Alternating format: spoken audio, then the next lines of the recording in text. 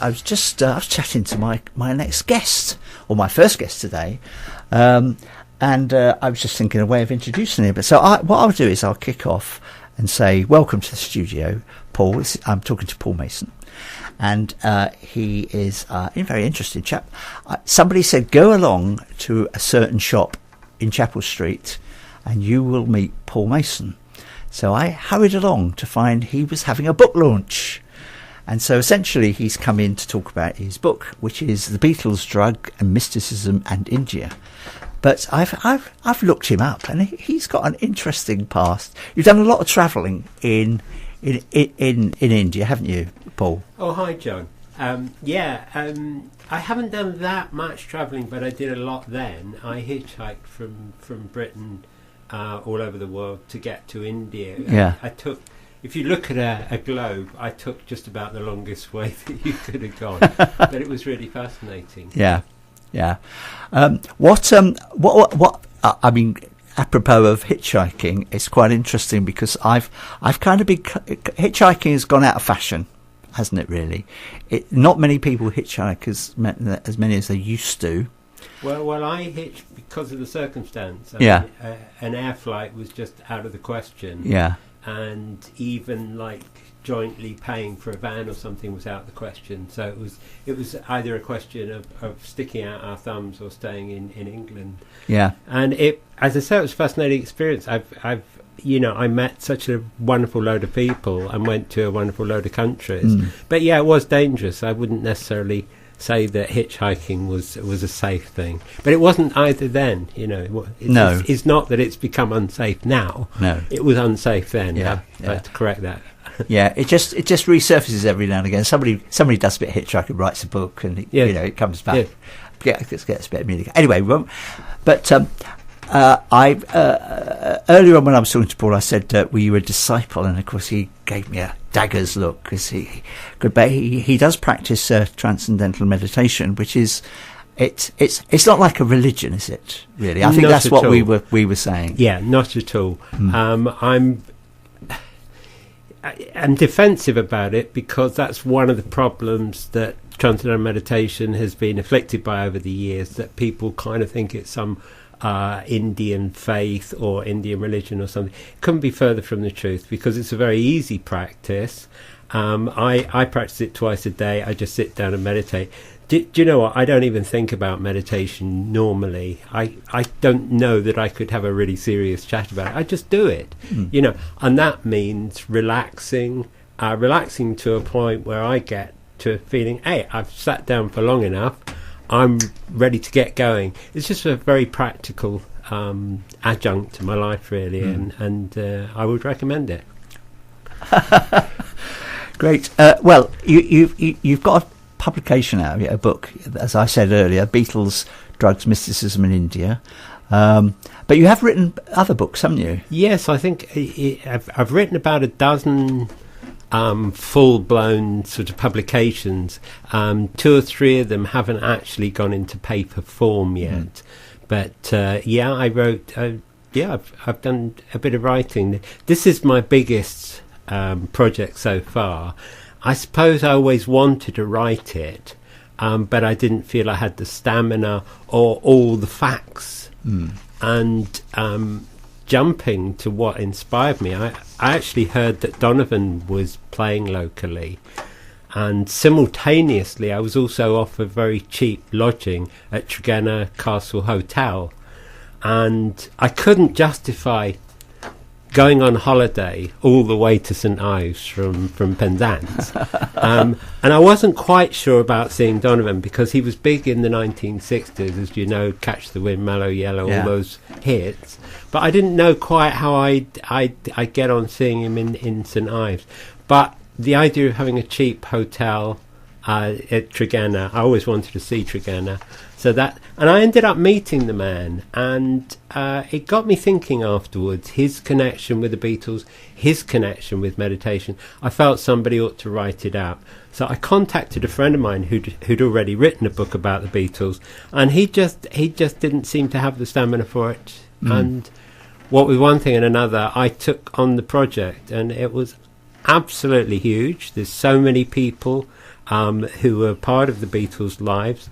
There was so much uncharted area of it. I mean, when they went to India, and George and John went for about 2 months, which is far longer than most people seem to think. I mean, they didn't just go for like a week. Yeah. 2 months in the history of the Beatles is actually a long, long time. Yeah, absolutely. And I wanted to know what had really happened in those 2 months. As I'd actually been to that area. I'd actually been exactly where the Beatles were, and I'd spent time out there myself. But I wanted to know what they did on a day-by-day basis in order to be able to convey to the reader what had really been going on there. Not what the media had said, but what had really happened on a day-by-day basis. And that's how it reads. It's a cumulative story day by day, and about them writing the songs. So I found out how a lot of the songs were written, and some of those stories have never come out before this book, which I'm quite pleased about. And I think it gives the reader now a kind of fly on the wall experience. More than a fly on the wall, they're actually in all those situations.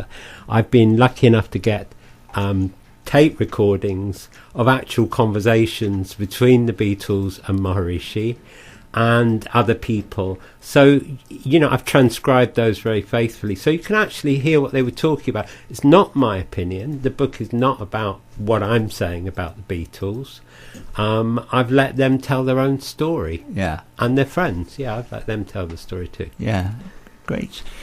They did meet with Donovan.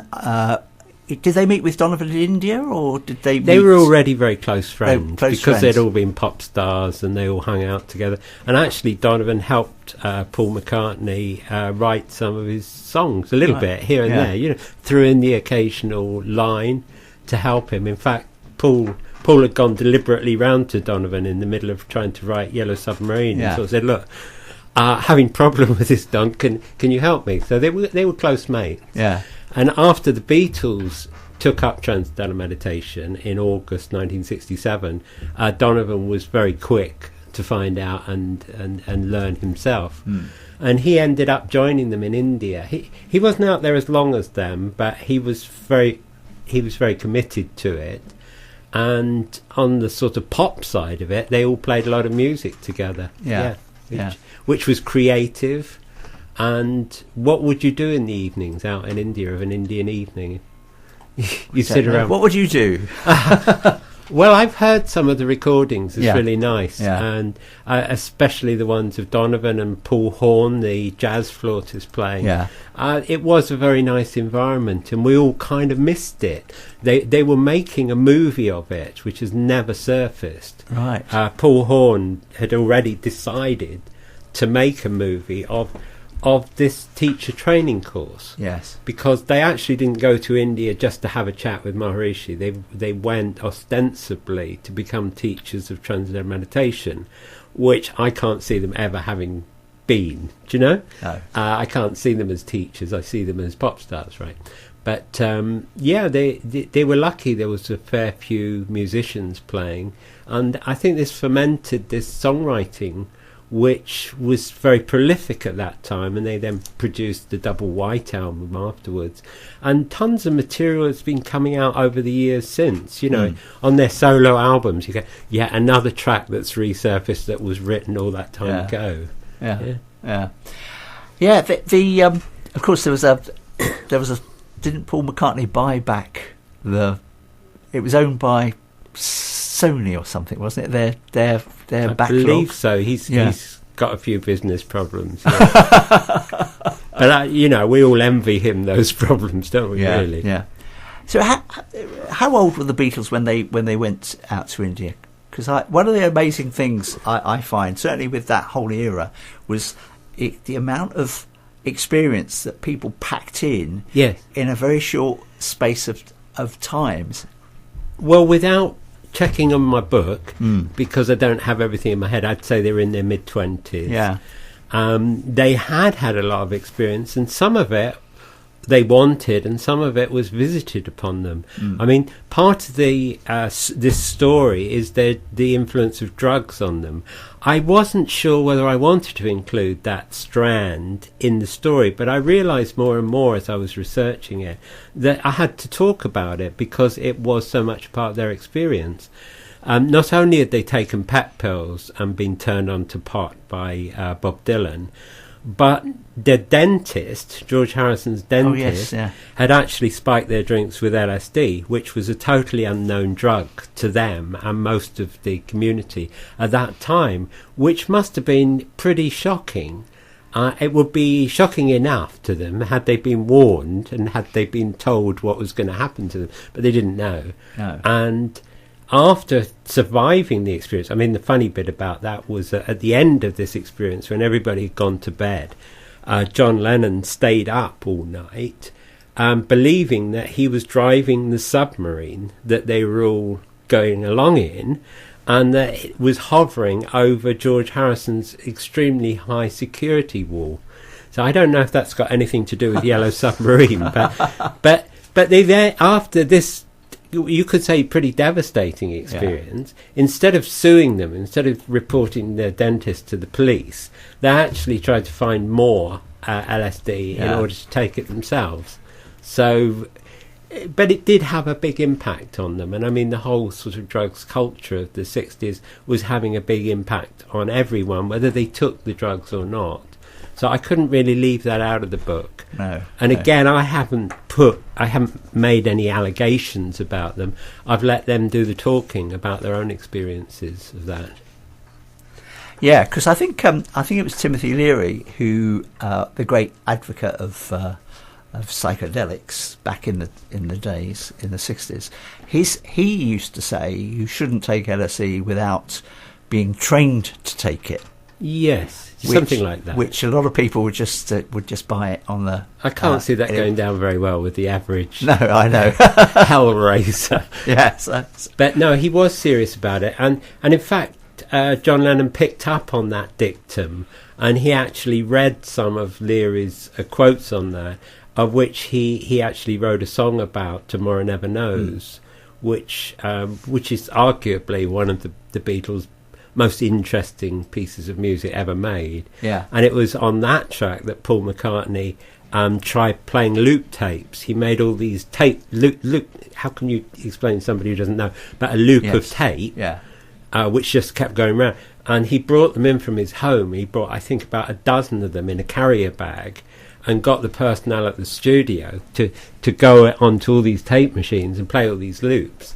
And the rest, as they say, is history. Right, You know, it was like groundbreaking. It was shocking.